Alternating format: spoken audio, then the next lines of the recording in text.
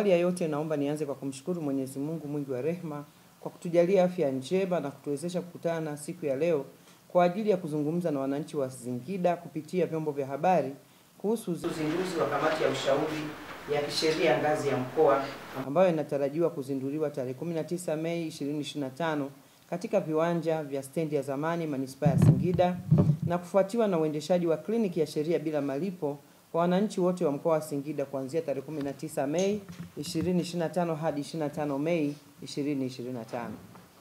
Ndugu wanahabari, napenda pia kutumia fursa hii kumshukuru sana Mheshimiwa Dr. Samia Suluhu Hassan, Rais wa Jamhuri ya Muungano wa Tanzania, kwa kulinda na kukuza na kutetea haki za wananchi wanyonge na kupinga vitendo vya uvunjifu wa haki za binadamu, ukatili wa kijinsia na kuheshimu utawala wa sheria ambao ndio msingi wa maendeleo ya nchi.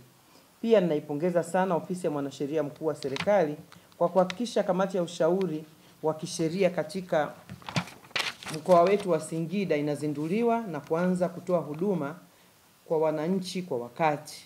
Ndugu wanahabari, kamati za ushauri za kisheria za mikoa na wilaya zimeanzishwa kwa mujibu wa sheria ya utekelezaji wa majukumu ya mwanasheria mkuu wa serikali sura ya 268 na mwongozo wa huduma za ushauri wa kisheria katika mikoa na wilaya, yani Regional and District Legal Advisory Services Practice Notice 2024.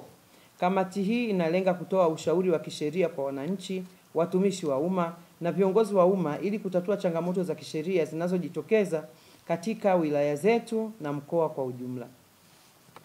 Faida ya kuanzishwa kwa kamati hizi za mikoa na wilaya kwa uchache ni kama zifuatazo. Kwanza ni kupunguza mashauri au migogoro dhidi ya serikali. Lakini pili, huduma za ushauri wa kisheria zitakutanisha mawakili wa serikali na taasisi mbalimbali na kuwasaidia wananchi wenye changamoto mbalimbali.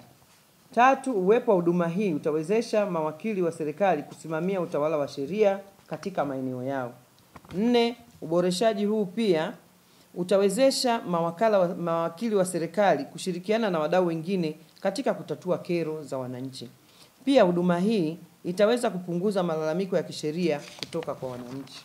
Na siku ya tarehe 19 wakati wa uzinduzi kutakuwa na wanasheria kutoka sehemu mbalimbali, wanasheria wabobezi kutoka Ofisi ya Mwanasheria Mkuu wa Serikali, Ofisi ya Waziri wa Katiba na Sheria, na wenyewe pia watakuwepo, pamoja na wanasheria kutoka ndani ya mkoa wa Singida kutoka katika taasisi mbalimbali.